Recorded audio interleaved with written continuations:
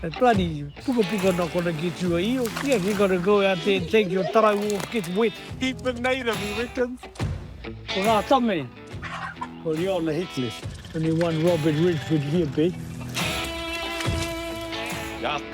It's all about the smell. There's a shovel over here waiting. We're not to call it or keep it native. This is what you call kore taringa. But we do the Whāriki, onion, and the herbs. Not the herb you're thinking about, is that? Oh, there's no other way but keeping it native. It's gone. So there's kai everywhere. E mohi o tia whānui tia na mātau ko ngā tamariki o te kohu.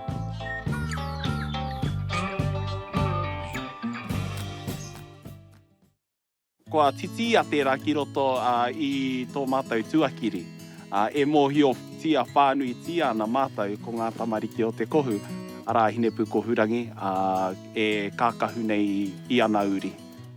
E ai ki te kōrero tērā te wā ka moe a hinepu ko hurangi ki te maunga. Ko wai a te maunga, ko tētahi auahi tūroa. I aia e rere ana I te rangi, ka nui te aroha o tēnei kuia ki tēnei auahi tūroa. Ka moe tahi rāua, engari te aranga mai o te rā, ka mau te auahi tūroa ki te whenua. Ka mau tēnei auahi tūroa I te rā. Mehe mea ka mau, ka toka te auahi tūroa. Nō reira ka kia ko te maunga. Ka moe rāua, ka puta ko ngā pōtiki. Ka kia ko rāua tamariki o tira ngā uri, ko ngā tamariki o te kohu anei mātai.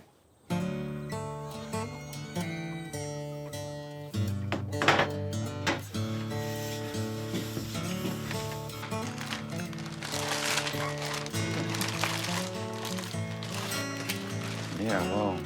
Kare te tino a pāhua I tēnei wā. Kare tino kai te maunga pōka. Tēnei rā nake pēr.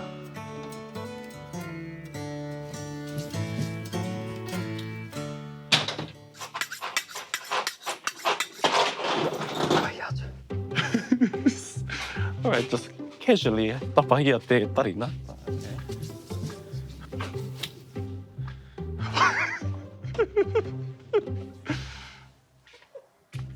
This is what you call kore taringa. Hey, he ua no māku te tapahi tētahi miti te kāinga. Let alone a damn head. And first thing I had to chop was a tarina. Well, we just fed puaka I te ata nei. Now we're gonna tapahi the damn things. Ai, te huringa o te ao.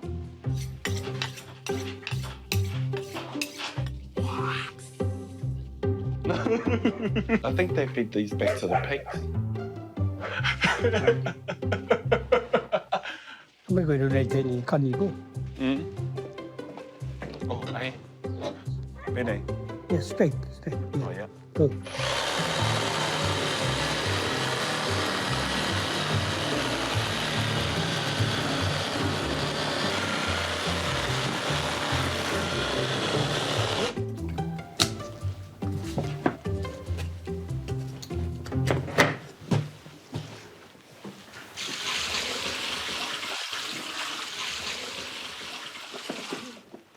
But hey, it was quite fun. Ka tunu kia MΑORI, kia nā horo nā meat.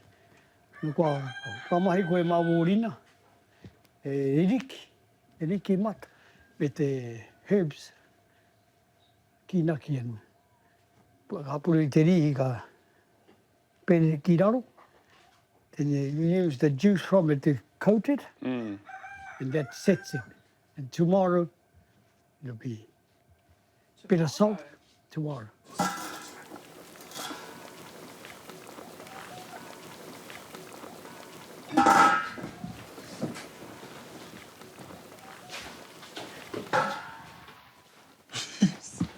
Put it in the pot.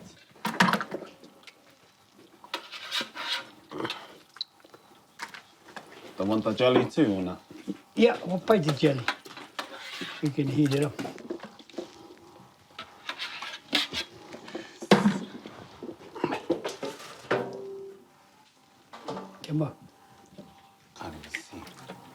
Koru orina pui. Ko pai tēnā. Wa hoe tai roto. It actually needs still cooking.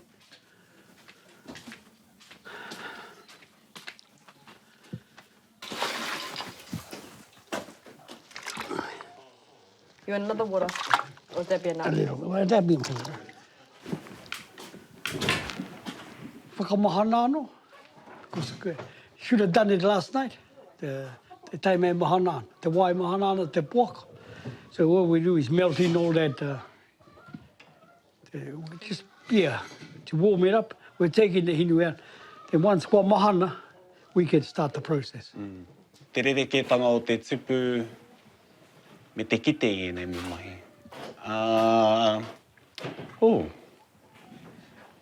Kua roa au e kite ana i nei mo mahi e mahi ana. Ka mutu, kua noho tahi au ki te hunga kua mahi e nei mo mahi. Engari anō te whai wahi atu ki nei mo mahi. Karepei tino rata ki au i taua wā. Engari mea mai takapapa ki au. Ko e nei mo mahi, kua titi ake ki roto i taku ira. Kei roto tonu pēr i te toto. Ko e nei noara pēr te whakatina nā no i e nā mo mahi. Ai. Ko te whakamārama o te kōrero, kua hohau ke te rono. Kua hohau ke te rono e nā tana whakatipurana, tana whakapapa, tana Māori tana, kai kūnāko tonu. E whakaora no te mahi, e whakaoho. E whakaoho. Kare tāia te ako kai te mōhi o tonu. Kare tāia au te ako. Ko te mea ke, nei nā mahi o tāua koroua. It's like duck to a water. Yeah. Yeah. Ka tano mai a rāpaera i te māhuna pōka. Pena e huru ka huti. Puru i te pākete. Ana ka wehe mai nā poroiwi me nā miti. Ki roto nei. And ka tapatapahi kia paku ai porone. We've cooled the heads down. We've rendered all the excess fat on it. So it's all meat now. So he's gonna take it out and strip it. So the bones go in the bucket for the dogs. Same process. Nothing gets wasted. But we might give the bones to the next visitor, who knows? Eh? If you feel a bone in your hand, just chuck it in there. This is fancy. Nice. Ara, kua puta mai, te poroibi, kua toi mai ko te poroibi. Pai tēnā nei, pakaru mai. Oh, true.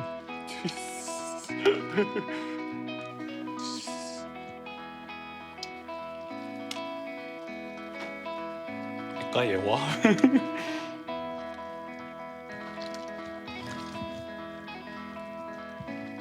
Hate, Hot ass. nā tani hana. Ka patu puakana e tahi taima ka are tunua nā māhuna. You find all in nā marae, e te toi tunu nā māhuna. But you get some, they'll do brawn. And they put it on the table the next day. And muri I tēnā, once if rāpaera is satisfied kua paku, like that's too long. You know, rāua tahi, ko re I nā kiri, nā mōmona, ka mix katoa, iki kia. Then you transfer it in iwene. But we do the whāriki, onion, and the herbs. Not the herb you're thinking about, is I saw these two fellas hesitate a bit when I said, I think that looks nice, Whāriki. You ready with onion? Wait. What about this? Wait. Hey, that's her side. Ooh, wishbone. Hey, another one. It's a wishbone. True, yeah. See? All on her side.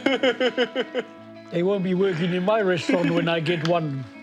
Oh, another bone. Bro, Hey, don't judge me. Karake.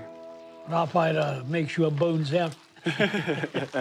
Well, I won't have them, I won't employ them straight away. Hey, We come don't on. want to anyway. We'll inherit it. I've already picked 3 bones out. Come on. The proof is in the brawn. Anyway, you got one there? It's not the mini ones.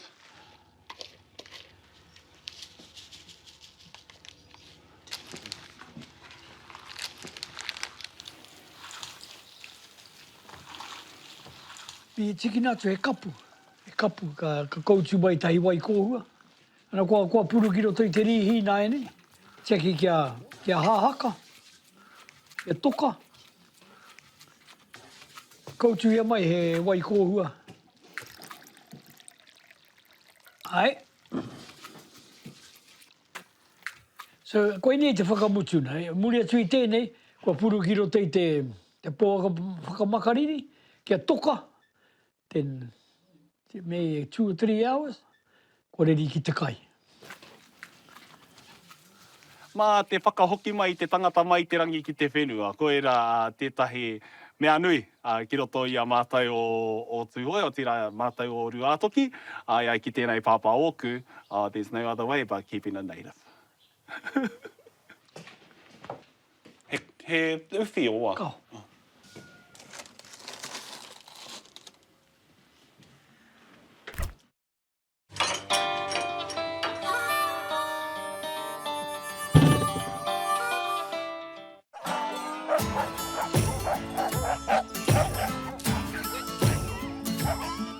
I don't like dogs. That man might, but I don't like dogs.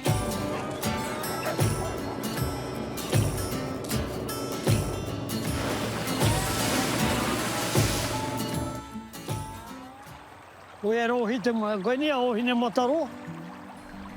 Te kai tiaki o konei nā ko te tomātau kui e ko wairore. Koe ni tana nōhana. Te kui e nei a wairore, koe nā te tipua no oiro te I tēnei awa. Tō tau a tipua koe, a wairore, koe ni kato tana kai. Te hau o te okiwa, this is this wind that's coming down. It comes out of a creek, it's about 3K, 4K up. And ko te awa kai tēnei taha. And it's a sort of a deep, big valley at the back of it. And the circulation of the wind, this is it here, it dies down in about 10 o'clock.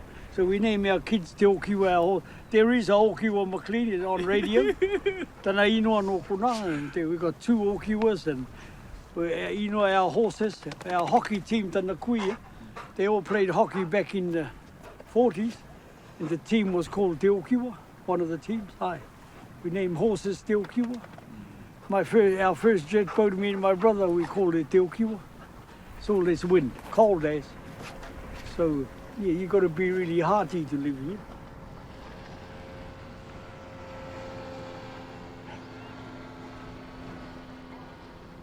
He rereke tēnei momo hau, e rongo ana I te hau o te kāinga. He hau MΑORI, e hara I te hau o te taone. Ka rongo tō kiri I tēnei hau, e mohi ana koe kua tau o waiwai ki te kāinga. Koe nei te rongohanga I au e tū ana I konei, e rongo ana I tēnei hau o te ōkiwa e puhia ana I a hau. Ka rono I te mahana o roto I te mea e mohi ana kei te kāinga. E kore koe rongo I tēnei hau I tuatu o Ruatoki. Ngā tāngata e mohi ana, ngā tāngata o konei e mohi ana, he hau rereke tēnei hau. Ai, he mea motu hake. Ai, koe nei taku mana ke konei. Ai. Yeah.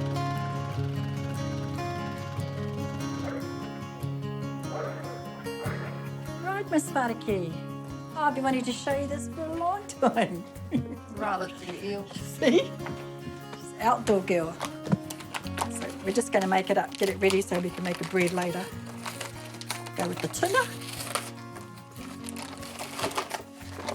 So much. All of it. Yeah, all of it. That's why I got it and nobody else is.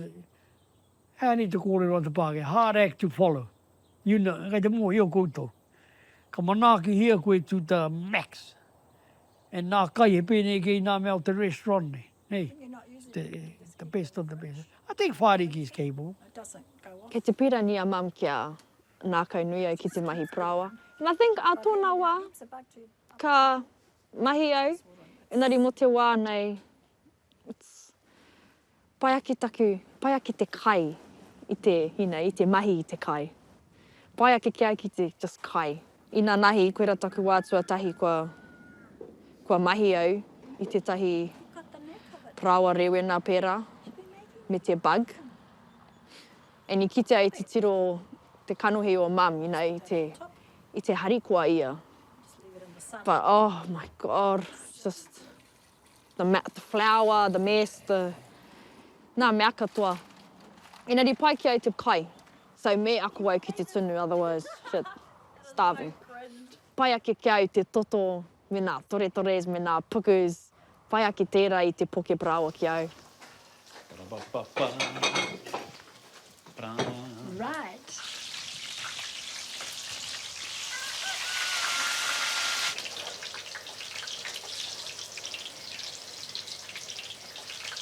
Right.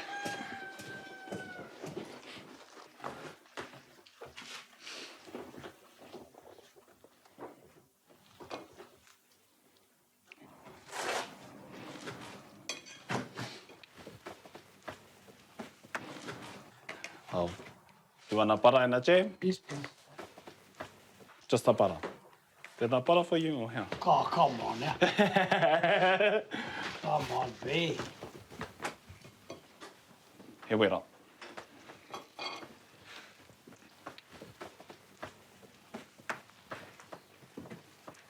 Out of 10? 11. Nice. See? See?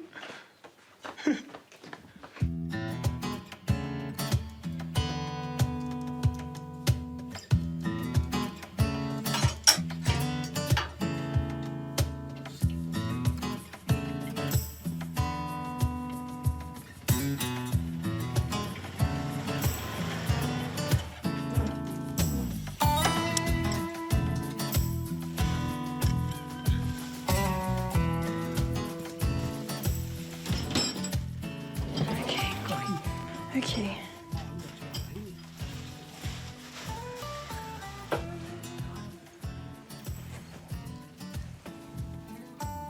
Te hohonut. Ai, te MΑORI, ai.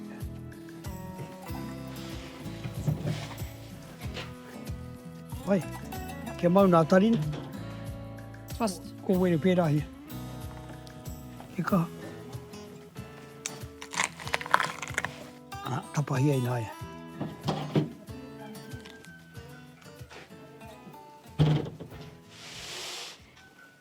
Tai koe ki tēnei wāhi. E rua nā ua kai kunei, kai muri o te wai nei. Tapahi atu koe kona. Hea ki te mahi koe tira. Kona koe nā te ua. Ai whakairi te meat. Oh, spits them. True. Kia ta mea, kia ta mea. Ai. Nā ua nei, koe nei nā ua o te poka. Ka tai ei te pupuri tana tauma. Ka konei. Koe tai tāna ta koe roa ke hia ki konei te hauru. E tahunua te kā. Koe nei nā ua o te poka. So kua mahi nā e nei kua tapahi te tuara kia tika tonu wainana. Ko te pai o Dad, Ia mai te mea. ka kōrero ia. Tapahi. E herai te mea ka kōrero ia mo nā mahi a nake, engari ka whakātu, and ka hoti aia i nā mātaurana mo tēnei momo mea, mo tērā momo mea, nā inoa katoa, nā āhuatana me pēhea, tērā pēr ko te mātaurana o tētahi atu iwi, he rere ki a tātai o roto o tūhoi. And ko te mea pai o Dad, ka kōrero ia mo i rā momo mea, like, e hara i te mea he ōrite nā iwi katoa. Kia mau te wai. Well, I am my dad's kid, so you have to get in there. Ka rea kore me aha. I do try hide sometimes. E tahi wā ka nana i te huna mai e nei mo mahi.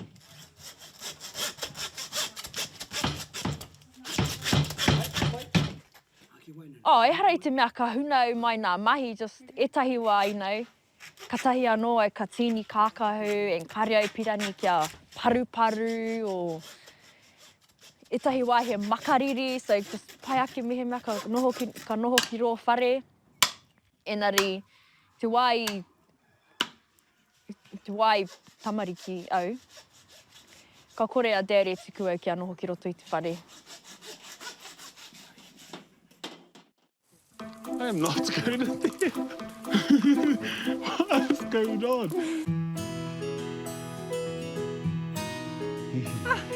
I know. Wow, look, here's your brawn that you made the other day. All right. So we're going to get you to taste it. And there's a paua.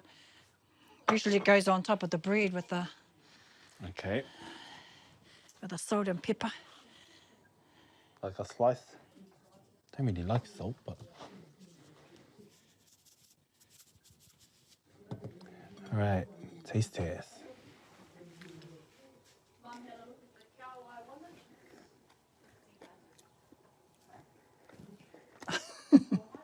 All right? Sometimes you can have too much fat in it and it gets too like glutinous or doughy. So the main thing is when you make it to have more of the juice that it's cooked in and not the momona, the fat.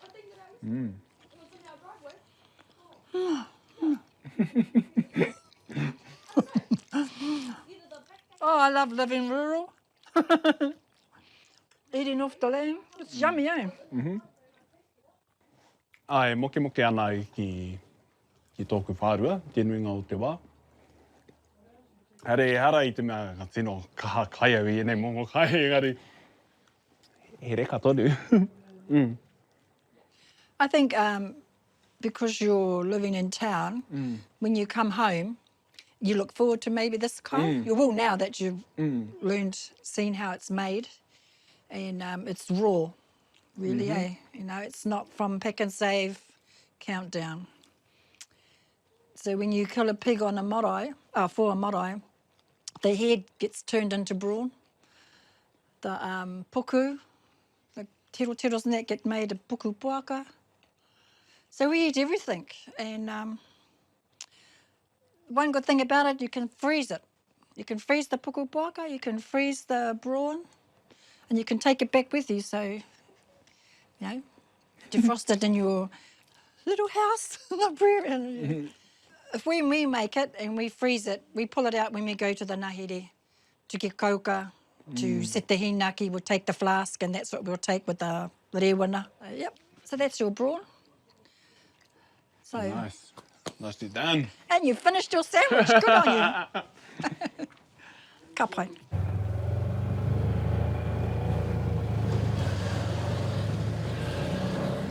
Ki ngara kauru ki wo weo.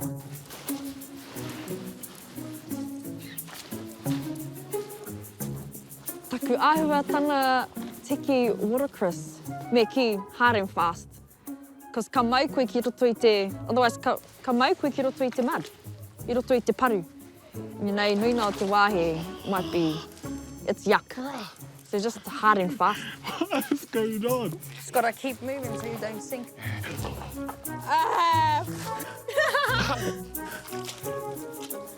Wow, look at my gumboot, it's just hanging on.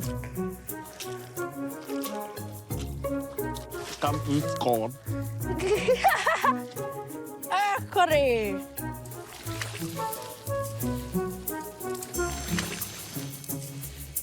I am not going to there. Might lose this gumboot. Yeah, no, pai katoa ki au te noho tai ki a Whāriki. He momo anō ia. He kōtiro no te whārua. He orite anō te tahana hau ona ki tōna pāpā. That's heaps for lunch, eh, Whāriki, for tea. Yes, dear. He waha anō tōna, nō te pāpā anō ki pēr. Engari, he rawe katoa ki au te noho tahi ki aia. Kua roa te wā, me pēnā pēr te kōrero. It's cool. And he pai, cause ka kore au e mate te mahi I nā mea katoa, mai ki ia rā, he pai ia te hara mai ki tā mātou taha. Cause ko ia ke ka mahi I nā mea me mahi e au. So it's lovely that someone else do my chores for me. Nā, wa koera te mea pai o te mahi kai, ka taia koe, te hari I nā kai I hopuki nei e koe, I tunu, ki tō whānau. Ka whakahokia ki tō whānau. Koera te mea pai. Don't go back with just your head. Do the mahi get the treats.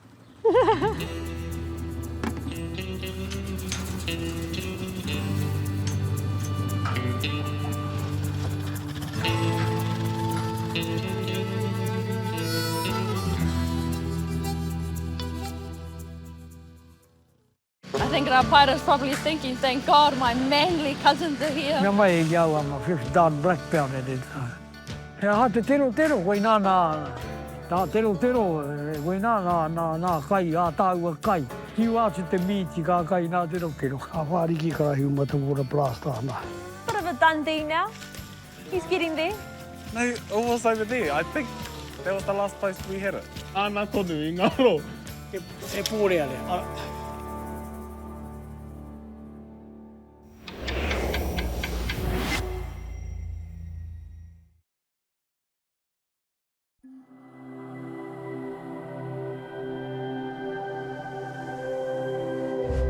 Ko te reo, te take.